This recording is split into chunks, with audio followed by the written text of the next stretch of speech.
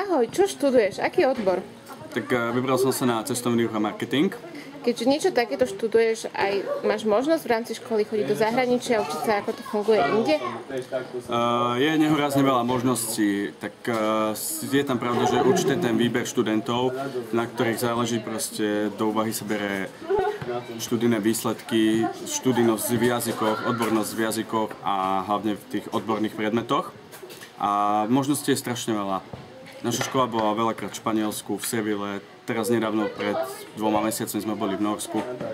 A na ako dlho idete, keď máte takéto niečo, že môžete ísť do inej krajiny? Záleží podľa toho, ako sa vypracuje vlastne ten pobyt.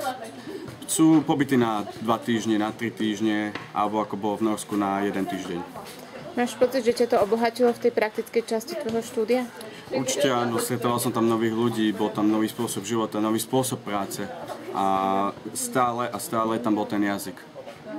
Ďakujem ti veľmi pekne za rozhovor. Ďakujem aj ja.